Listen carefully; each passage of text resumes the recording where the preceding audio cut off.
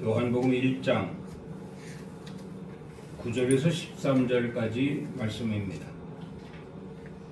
참 빛, 그 세상에 와서 각 사람에게 비추는 빛이 있었나니 그가 세상에 계셨으며 세상은 그로 말미암아 지은 바 되었으되 세상이 그를 알지 못하였고 자기 땅에 오매 자기 백성이 영접하지 아니하였으나 영접하는 자 곧 그 이름을 믿는 자들에게는 하나님의 자녀가 되는 권세를 주셨으니 이는 혈통으로나 육적으로나 사람의 뜻으로 나지 아니하고 오직 하나님께로부터 난 자들이니라.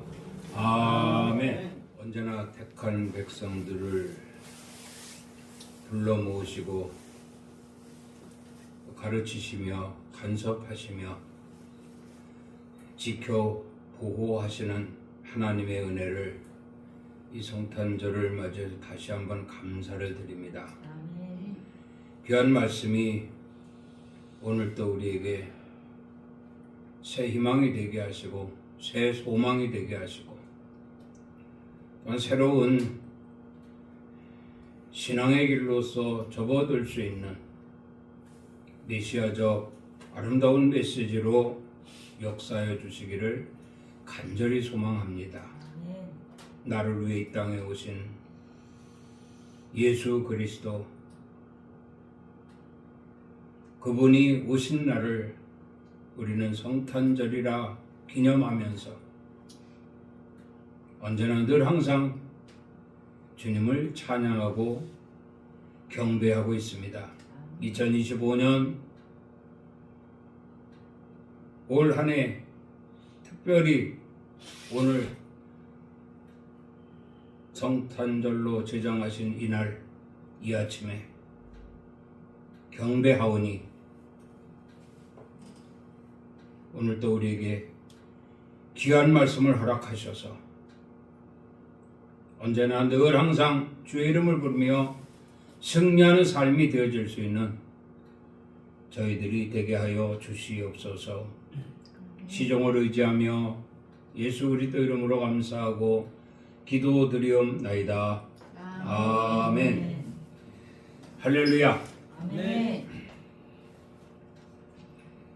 오늘도 우리 주님이 함께 하시는 줄을 믿습니다. 아멘. 특별히 오늘은 이제 하나님께서 정하신 아기 예수 탄생일, 즉 성탄 감사 예배로 하나님께 영광을 돌리게 됨을 우리는 감사하고 또 감사하면서 예배해야 할 것입니다.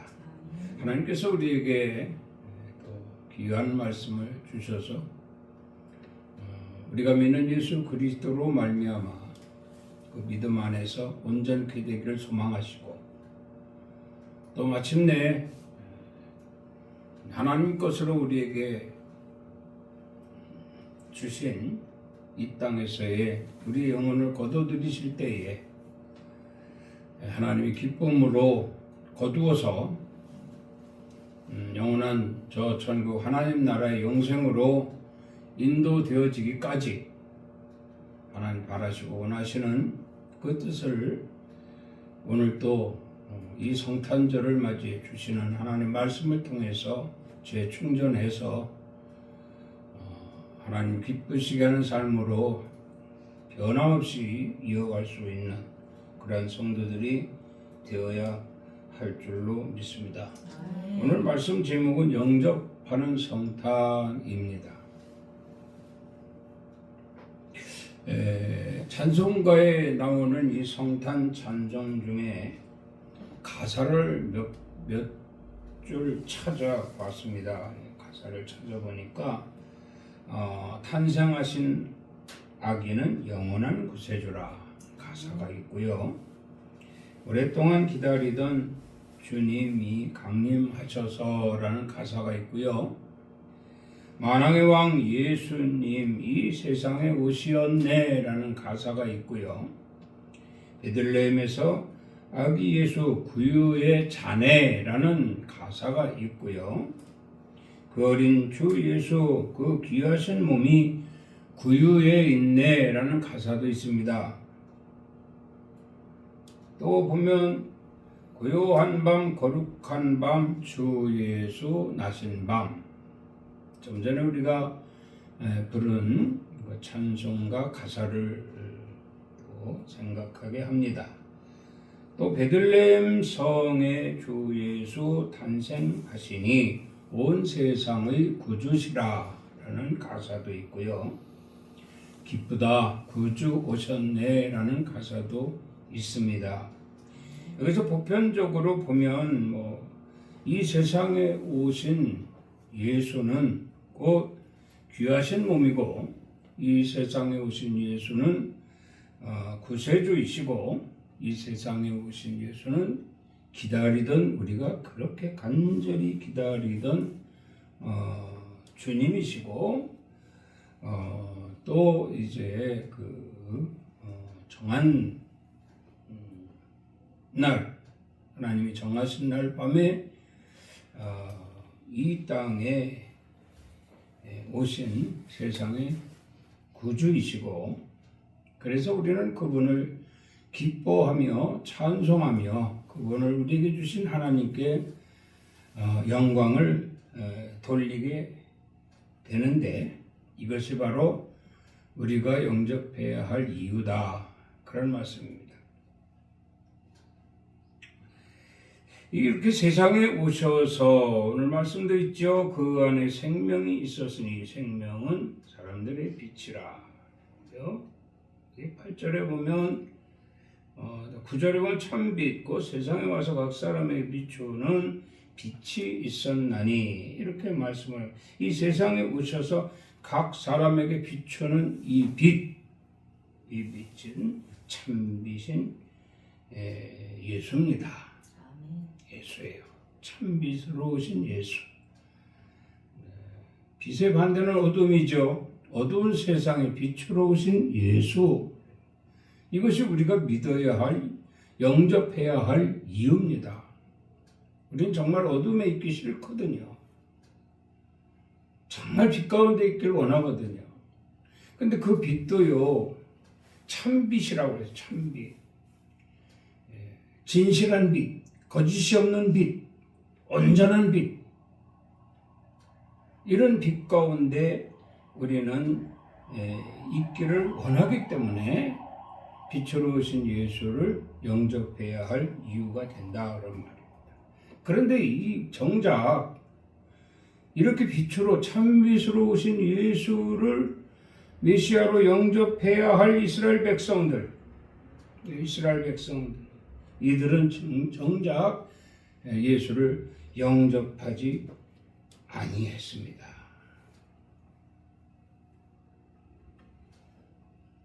영접하지 않았어요. 무엇 때문에? 자칭 하나님 백성들이라고 하는 유대인들이 왜 메시아 탄생을 몰랐을까?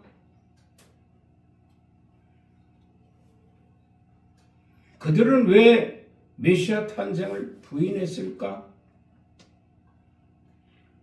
그들은 무엇 때문에 이 세상을 구원할 자로 오신 하나님의 아들 독생자 예수 그리스도를 영접하지 아니하였을까?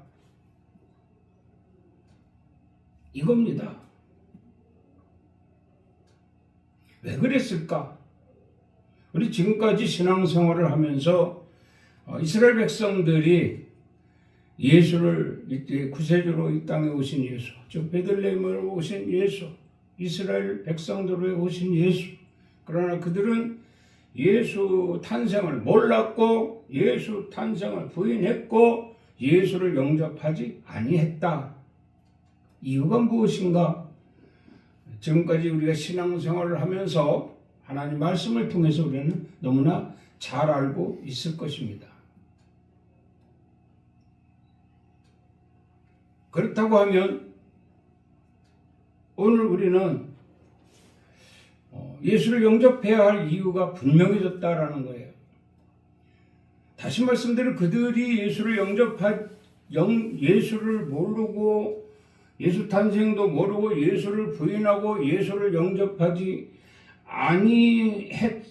아니했던 이유는 바로 그들은 주님이 필요 없다는 얘기죠. 주님이 필요 없다. 자기 힘과 능력으로, 자기 재능으로, 자기의 모든 어떤 권세로 넉넉하게 잘 살 수 있기 때문에 예수님 없이도 잘 살 수 있다. 그래서 그들은 예수를 부인했다. 그런 얘기입니다. 그렇다고 하면 하나님 은혜라고 생각하지 않습니까? 만약에 그들이 이스라엘 백성들이 유다 백성들이 아기 예수 탄생을 알고 또 예수를 경배하고 영접을 했다면 아마도 우리 차례까지 안 오지 않았을까 그런 생각을 해봅니다. 그들이 부인했기 때문에 하나님은 이스라엘을 떠난 이방 전도 사역을 특정인을 통해, 바울이라고 하죠. 이 특정인을 통해서 시작하게 하고 그 후로 인한 오늘날 저와 여러분들에게까지도 영향이 있음으로 말미암아 복음이라고 하죠. 복음으로 인하여 세상에 오신 메시아 탄생을 알았기 때문에 오늘 우리는 이날을 제정하고 아기 예수 탄생일을 성탄절이라 정하며 우리가 경배하고 찬송하고 감사하면서 영광을 돌리게 되는 것이죠. 그리고 다시 한번 우리가 다짐하는 것은 이미 영접한 예수 그리스도. 그러나 다시 한번 이 성탄절을 맞이해서 우리가 다짐해야 될, 또다시 재충전해야 될, 또다시 영접해야 할 내 구주 예수 그리스도 깨닫게 하고 또 기념하게 하고 있다라는 말씀을 드리게 되는 것입니다. 그래서 우리는 다시 한번 다짐하기를, 나는 주 없이 살 수 없다. 내 구주 예수 그리스도 없이 나는 살 수 없다. 나는 주의 이름을 부르고 주를 믿고 주와 함께야만 내 영혼을 지키고 하나님 나라 소망을 이룰 수 있다. 라는 이런 확신을 가져야 할 것을 말씀하고 있습니다. 은혜의 시간이 되시고 이제부터 주님 오시는 그날까지 언제나 변함없이 이 성탄절을 맞이해서 주를 다시 한번 영접하긴 하고, 그리고 또 다음 성탄절 다시 오기까지 내내 1년 내내 주를 영접하고 주와 함께 할 수 있는 이런 삶을 살아야겠다라는 다짐이 오늘 이 아침에 있기를 소망합니다. 그러기 위해서 우리 이제 한 가지로만 말씀을 하지요. 영접을 위한 성탄, 영접하는 성탄이라는 제목인데, 그렇다고 하면 이 영접을 위한 성탄이 되려면 어떻게 해야 할 것인가, 이겁니다. 오늘 말씀의 핵심이. 그것은 바로 오직 나를 비우는 것이다. 그런 말씀이죠. 나를 비우는 것이다. 앞서도 말씀드렸지만 유대인들이 예수를 메시아 탄생도 몰랐고 부인했고 영접하지 아니했던 이유가 그들은 주님이 없어도 살 수 있기 때문이었다라고 한다면 모든 것을 다 가졌다는 얘기잖아요. 모든 것을 다 가졌다는 얘기입니다. 그런데 단 한 가지만 모르고 있어요. 그들이 가지고 있는 것, 그것이 무엇이든 간에 실질적으로 그들이 그것으로 인하여 이 땅에서 부족함 없이 넉넉하게 평안하게 살 수 있을 것이다 라고 생각을 하겠지만 다 주님 것이잖아요. 주님이 훅 불어버리면 흔적도 없이 다 사라집니다. 다 사라져요. 근데 그것을 그들은 유대인들은 그걸 몰라요. 그걸 몰라요. 우리가 잘 알다시피 마태복음 19장 16절 이하에 보면 재물이 많은 청년이 나오죠. 재물이 많은 청년이 예수님을 먼발치서 따릅니다. 따르면서 그 청년은 어떤 한 가지 자기가 그래도 유대인으로서 하나님을 믿는 사람으로서 좀 자부심을 갖고 있는 게 있어요. 그게 뭐냐면은 율법입니다. 율법을 준수하고 계명을 잘 지키는 사람이었다. 나는 율법을 준수하고 나는 계명을 잘 지키는 사람이다. 이런 얘기예요. 그러면 좀 알아줘야 되지 않겠느냐 이런 얘기죠. 그게 재물이 많은 청년의 생각입니다. 누가 좀 알아주지 않나?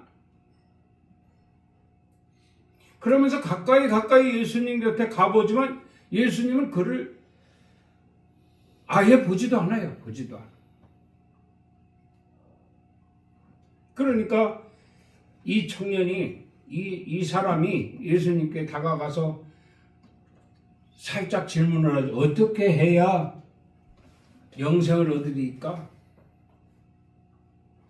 그렇게 다시 말하면 나는 율법을 지키고 계명을 잘 지키는 사람 중에 한 사람이다. 난 자신 있게 말할 수 있다. 그런데 왜 나를 몰라주느냐 이거죠. 왜 나를 몰라주느냐. 그러니까 말을 거는 거예요. 시비를 거는 거예요. 이게. 격차가 나죠. 예수님은 나사렛 동네 목수아들이고요. 예? 이 재물 많은 청년은 유대인으로서 상당히 어떠한 직위가 있는 사람입니다. 그게 우습게 본 거죠. 가까이 가도 알아주지 않고 봐주지도 않고 그러니까 가서 슬쩍 찔러보는 거예요. 어떻게 해야 영생을 얻으리까? 하니까 예수께서 뭐라고 했어요? 계명들을 지켜라 그랬거든요. 계명들을 지키라 하니까 그 말 할 줄 알았어. 그 자신 있게 말하잖아요. 내가 모든 것을 지켰다. 내가 모든 계명을 다 지켰다. 율법도 지키고 십계명도 지키고 계명을 다 지켰다 이 말입니다. 여러분 사실 계명 지키기가 얼마나 어렵습니까? 근데 다 지켰다고 자신 있게 말하는 것을 보면 정말인 거잖아요. 정말인 거잖아요. 요즘에 교회 보세요. 예. 아주 목에다 힘주고 신앙생활하는 사람 얼마나 많습니까? 나는 11조를 크게 합니다. 나는 교회 육군입니다. 나는 정말 무엇인지 할 수 있는 사람입니다. 나를 무시하지 마세요. 나를 봐주세요. 나를 인정해 주세요. 하는 사람들 많습니다. 그게 부자 청년과 다를 바 없는 사람들이에요. 근데 예수님은 이를 신경 안 쓰잖아요. 번체만체 하잖아요. 그러니까 막 자꾸 옆에 와서 찌릅니다. 그러니까 예수님 말씀하시죠. 계명들을 지켜라 하니까 잘 지켰지 않습니까? 자신 있게 말합니다. 주일 성수하지 않았습니까? 11조 맞이하지 않았습니까? 뭘 어찌 더 하란 말입니까? 하고 찔릅니다. 그러니까 예수님 뭐라고 했어요? 모든 것을 다 비우라. 아멘입니까? 아멘. 모든 것을 다 비우라. 그리고 나를 쫓으라. 그리고 나를 따르라 이렇게 말씀합니다. 그래서 비유라는 것은 가난한 이웃들에게 네가 가진 모든 것을 다 나눠주고 나를 쫓으라 그러면 나를 따르라 이렇게 말씀하신 거거든요. 그래서 주고 안 주고가 문제가 아니에요. 비유라는 겁니다. 비유. 계명도 지키고 율법도 지키고 11조 생활 잘하고 헌금 생활 잘하고 주일 성수하고 사람들에게 신앙 인정받고 다 좋습니다. 다 좋습니다. 그런데 단 한 가지 영접을 못했어요. 영접할 수 있는 특징이 뭐예요? 자기를 비우는 거라고 했잖아요. 자기 자랑하지 말라는 거죠.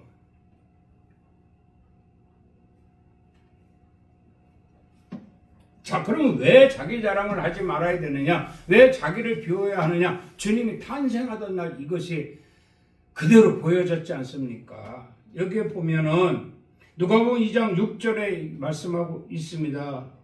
거기 있을 그때에 해산할 날이 차서 첫 아들을 낳아 강보로 싸서 그 위에 뉘었으니 이는 여관에 있을 곳이 없음이더라. 이렇게 말씀을 하고 있어요. 예수님이 들어갈 곳이 전부 채워져 있는 거예요. 전부 채워져 있는 거예요. 그럼 교회 성도들에게 누구에게 들어가야 되나 하고 주님이 이렇게 보면 전부 채워져 있는 거예요. 비어있는 사람이 없어요. 비어있는 사람이. 찾다 보니까 마구간이 비어져 있어요. 마구간이. 여러분, 마구간에 뭐가 있어야 돼요? 말이 있어야 돼요. 말이나 나귀가 있어야 돼요. 그런데 이 마구간이 비어 있어요. 말이나 나귀가 있다면 채워져 있는 겁니다. 그곳에도 들어갈 수가 없어요. 예수님. 그런데 말도 없고 나귀도 없고 그 마구간은 비어져 있습니다. 그 비어져 있으니 마구간으로 들어가죠. 마구간으로. 오늘 이 아침에도 우리 아기 예수 탄생의 날입니다. 예수님이 이 세상에 오시는 날이에요. 그러면 이 세상에 오셔서 누구에게 들어가느냐? 이게 매우 중요하다 이 말입니다. 오늘 우리 교회들 이렇게 둘러보시면서 내가 누구에게 들어갈까 하고 보고 계세요. 누구에게 들어간다고요? 비어있는 자에게 들어갑니다. 비어있는 자에게 들어간다는 이 분명한 사실을 오늘 다시 한번 기억하고 주님이 비어있는 자에게 들어오시는구나. 내가 주님을 영접해야 되는데 주님을 모셔드려야 되는데 그런 마구간이 돼야 되겠구나. 마구간에는 나귀도 없고 말도 없습니다. 아무것도 없는 빈 마구간이에요. 그런데 내 몸과 마음도 다 비어서 내 속에 예수를 영접해야 되겠구나. 그래서 내가 1년 또한 돌아오는 1년도 한번 멋지게 주와 함께 내 안에 영접된 주와 함께 멋지게 한번 영적 삶을 살아보자. 이런 생각을 아마 가져야 될 줄로 믿습니다. 예수님께서 제자들을 파송하실 때에 마태복음 10장에 보면 제자들을 파송하시잖아요. 제자들을 파송하실 때 뭐라고 했는고 하면 마태복음 10장 9절에 이런 말씀을 하십니다. 너희 전대에 금이나 은이나 동을 가지지 말며 여행으로의 배낭이나 두보롯이나 신이나 지팡이를 가지지 말라 그랬어요. 자, 이거 한 가지가 참 의미가 있습니다. 이 전대에 금이나 은이나 동을 가지지 말라. 그러니까 무전 여행을 하라는 얘기가 되겠지요. 무전 여행을 해라. 그럼 무전 여행을 하면 정말 힘들죠. 배고프죠. 그 힘들고 어렵고 배고픈 여행을 하라는 거예요. 그렇다고 하면 이렇게 힘들고 어렵고 배고픈 여행을 할 때 막연하게 할 수는 없잖아요. 그렇다면 뭐가 필요합니까? 어떤 도움이 필요하겠지요. 우리가 인생을 살면서 나그네 삶을 살고 있다, 여행자의 삶을 살고 있다 한번 생각을 해보세요. 나는 가진 것이 많아서 정말 좋은 차 타고 5성 호텔에서 묵고 전국을 돌아다니면서 뭐 아쉬운 것 없이 여행을 다닌다 하면 아마 그 여행을 위한 필요한 것이 있다면 돈일 겁니다. 돈보다 더 좋은 거 없어. 나에게 필요한 것이 있다면 오직 돈이야. 돈을 의지한다 이 말입니다. 돈은 뭡니까? 세상에 우리를 존재하기 위해서 필요한 것이 돈이에요.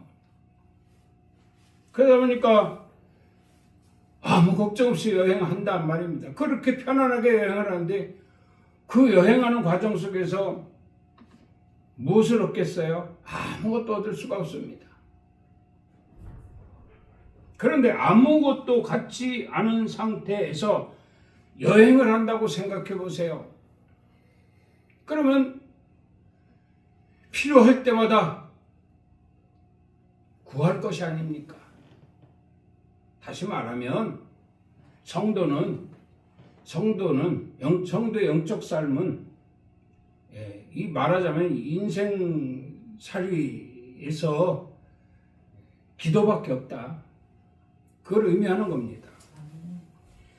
금이나 은이나 동을 가지지 말며 여행으로 해요. 배낭에 두벌 옷이나 두벌 옷도 이거 의미가 있습니다. 이것으로 입을까 저것으로 입을까 고민하게 된다는 거죠. 이렇게 고민하다 보면 주님과 어떤 도움이나 교제나 이런 것들을 깜빡 잊어버리게 됩니다. 또 여기 뭐 신이나 지팡이를 가지지 말라, 신을 가지지 말라 신. 그럼 맨발로 다니라는 얘기죠. 이거 그대로 말씀 그대로 뭐 신발 신지 말고 맨발로 다녀라가 아니라 맨발로 다니는 것 같이 하라는 겁니다. 그러면 돌짝밭 같은데 맨발로 다니면 얼마나 발이 아프겠습니까? 그럼 또 뭘 의지해야죠. 그 의지하는 대상이 주님이시다 이 말입니다. 주여, 신을 신도 없고 이 길은 가야 하고 주님밖에 없습니다. 주여, 이 발 안 아프게 해주시옵소서. 내 몸을, 내 발을 지켜주시옵소서. 이거 기도죠. 그리고 지팡이를 가지지 말라요. 지팡이는 의지하기 위한 어떤 도구가 되지요. 근데 이거 갖지 말라는 겁니다. 예수께서 12 제자들에게 권능을 주시면서 이런 부탁을 하신 거예요. 그 권능이 누굽니까? 예수님이시죠. 나사렛 예수, 그리스도이십니다. 내 이름으로 가라는 거예요. 내 이름으로. 여행하는데 물질의 어려움이 있으면 나를 부르라. 여행하는데 필요한 것이 있으면 나를 찾으라. 구하라 얻을 것이요, 찾으라 찾을 것이요, 두드리라 그리하면 너에게 열릴 것이니라. 이렇게 말씀을 하신 거예요. 그러니까 이런 사람들이 예수와 교제하는 사람들이니까 다시 말씀드리면 이들 아무것도 가진 것이 없는 비어있는 자들이잖아요. 믿습니까? 네, 비어있는 자들이에요. 사도행전 27장 38절에 보면 배부르게 먹고 밀은 바다에 버려 배를 가볍게 하였으니 이런 말씀입니다. 자, 이 유라굴로 태풍을 만난 바울과 함께한 276명, 바울과 함께 배 탄 276명, 풍랑을 만났습니다. 풍랑을 만났어요. 자, 이거를 이제 배부르게 먹었다라고 하는데 사실 축사한 떡입니다. 떡.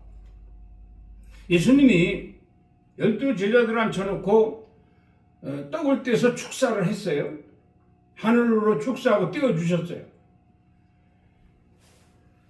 한 조각씩 떼주는 거 아닌가? 그 12조각을 떼줄 만한 어떤 부피 있는 떡이 아니잖아요. 그냥 조금씩 떼준 거예요. 이걸 받아서 먹으니 배부르더라 이 말입니다. 여기에도 성탄절 의미가 있잖아요. 무엇을 먹을까, 무엇을 입을까 하지 말라. 주님 말씀하셨죠? 마찬가지로 바울도 그 276명에게 일일이 떡을 다 떼줬어요. 그때는 그들이 먹고 배부르다는 거예요. 왜? 주님이 주신 떡이기 때문에. 그리고 전부 바다에 버려버렸어요. 밀이고 뭐 곡식이고 뭐고 될 만한 거 다 바다에 버렸어. 배를 가볍게 하기 위해서. 가볍다라는 것은 비운다는 뜻이잖아요. 그 배를 비우기 위해서 다 버렸어요. 다 버렸어요. 만약에 정말 그냥 몇 마리씩 떡을 쪄서 만들어가지고 그걸 배부르게 배 터지게 먹고 곡식이고 뭐고 아까워서 버리지 못하고 그냥 배에다 쟁겨놓고 있었다면 그대로 가라앉았을 겁니다. 풍랑에. 그대로 다 가라앉았을 거예요. 그런데 비인 거죠. 떡 한 줄, 하나 먹으니까 배불러요. 배불러. 그만큼 떼먹었는데 그렇게 배불러요. 주님이 하시는 일이에요. 그 예수 믿는 사람들은요, 솔직히 그거 조금 먹어도요, 아, 배부르다. 이게 주님이 내게 떡을 주셨으니 참 배부르다.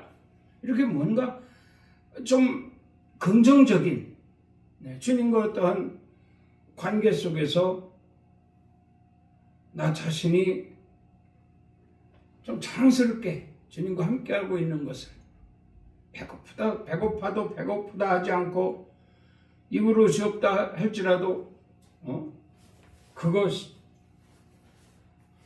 비싼 옷, 좋은 옷 껄떡거리지 않고 있는 것으로 깨끗이 빨아서 또 입고 또 빨아서 또 입으면서 예배생활 잘하고 믿음생활 잘하고 말이죠.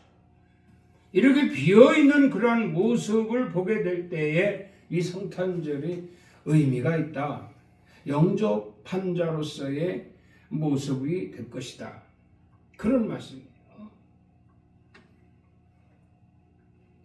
그러니까 다 버려버리니까 배가 가벼워지잖아요. 가벼워지니까 어떻게 붕붕 뜨더니 이것이 파도에 밀려가지고 멜레데 섬에 딱 가까이 오면서 배가 파산돼. 암초에 부딪혀 배가 부서져 버렸어요. 근데 배가 부서져도 그들이 수심이 깊지 않으니까 충분히 헤엄쳐서 멜레데 섬에 안착을 하는데 276명 한 사람도 바다에 소실되지 않고 다 살아서 육지로 해안으로 닿게 됐다. 다 살아났다 이런 말씀이에요. 비운 자만이 살아나는 거예요. 비운 자만. 이 배와 함께한 276명이 모두 구원을 받게 됐다 이런 말씀입니다. 그런데 그렇게 해서 구원받으니 이건 멜레데 섬에 안착은 했지만 이제 앞으로 걱정이지. 앞으로가 큰일입니다. 도대체 이 풍랑이 언제 잠잠할지도 모르고 또 언제 목적지까지 다시 이것을 다시 회복해가지고 배를 구하든 어쨌든 갈 수 있게 되는 것도 걱정이고 또 그것이 기한이 얼마가 걸리든 그 멜레데 섬에서 생존할 수 있는 가능성도 매우 걱정이 되는 것이죠. 그렇지만 이들은 이미 바울을 통해서 비우는 법을 배웠기 때문에 난 없어도 된다. 누가 할 것? 하나님이 하실 것이다. 예수 믿는 사람 특징이 그거예요. 주님이 나와 함께 하실 것이다. 힘든 일, 어려운 일이 있다 할지라도 나는 마음을 비우리라. 그래서 예수를 영접하리라. 이번 성탄은 자신을 비우고 예수를 영접하는 성탄이 되자, 이런 말씀으로 드리는 거예요. 그러니까 멜레데 멜레데 사람들이 이게 무슨 일인가 하고 그냥 그 해안에 닿은 276명에게 다가오지 않습니까? 다가오니 바울이 거기서 설명을 해주잖아요, 그들에게. 그러니 그들이 그냥 영접을 해가지고, 그들이 영접해가지고 말이죠, 후한 대접을 하고, 그러면서 이제 어려운 문제를 바울에게 부탁을 하니까 이미 바울은 예수를 영접한 사람이잖아요. 하나님을 영접한 사람이잖아요. 예수를 영접한 사람이잖아요. 그렇기 때문에 그는 어떤 상황이라 할지라도 이런 상황에서도 우리를 안전하게 멜레데 섬에 안착하게 하고, 저들이 또 와서 우리를 영접하고 우리의 필요한 모든 것들을 다 제공해 줄 것이니 걱정이 없다, 이런 말씀이죠.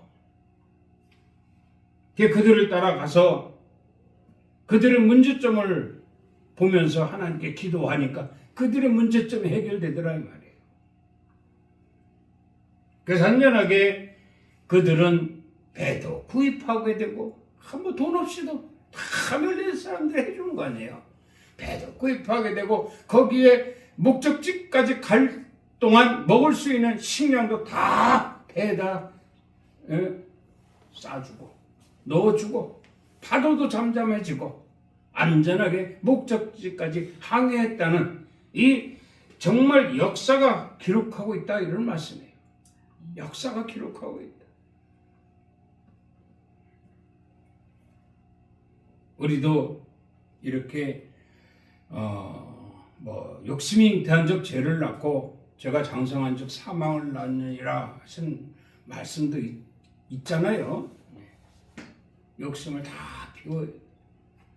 이 세상에 주는 육신의 정욕, 안목의 정욕, 이생의 자랑 다 버리고 비워야 돼요.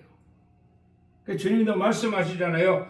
마음이 청결한 자는 복이 있나니. 청결이라는 깨끗하게 청소되었다는 얘기입니다. 그리고 말씀하시잖아요. 심령이 가난한 자는 복이 있나니. 가난하다라는 게 비었다는 얘기입니다. 비었다.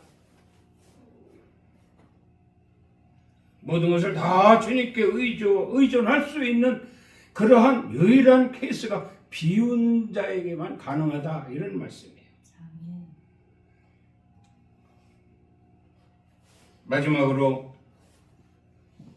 마태복음 19장 이하의 말씀을 봅니다. 어떤 사람이 예수께 와서 영생을 얻을 수 있는 길을 묻습니다. 역시 같은 말씀이 되겠죠. 네 가진 소유를 다 주라, 다 버리라, 다 비우라, 이렇게 말씀을 합니다. 마태복음 이 19장 말씀이죠. 이 말씀을 우리가 유념하시기 바랍니다. 모든 것을 다 비우고 나를 따르라.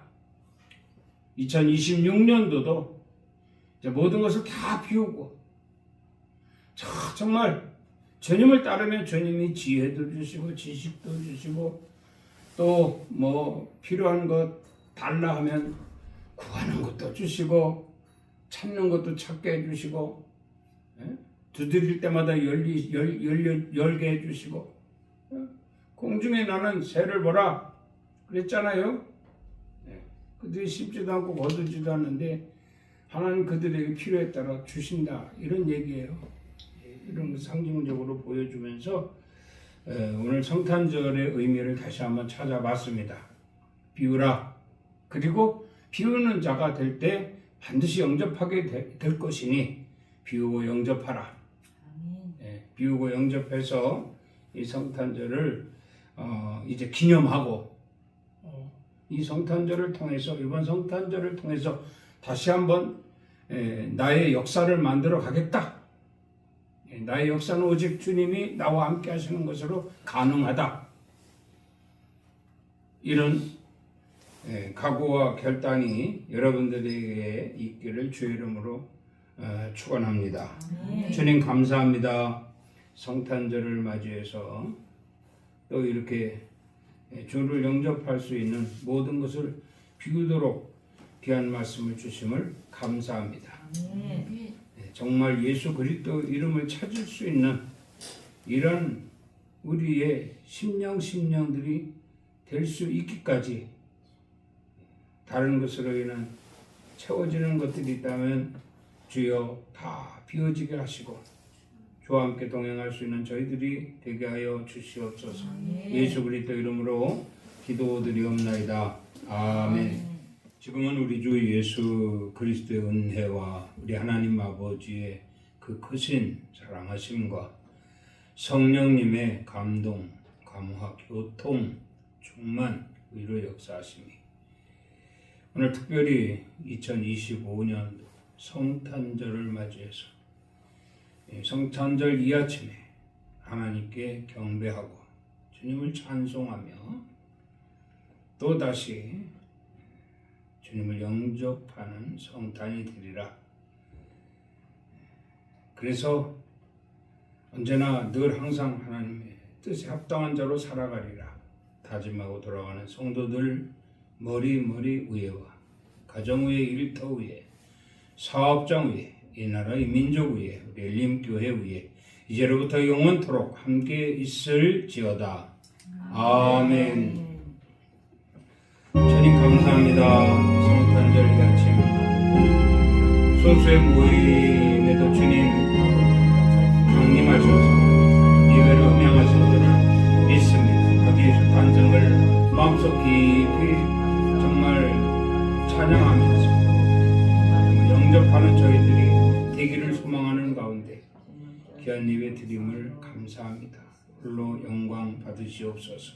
예수 그리스도 이름으로 축복하며 기도드리옵나이다. 아멘. 하나님께 영광의 박수를 올립니다. 승리했습니다.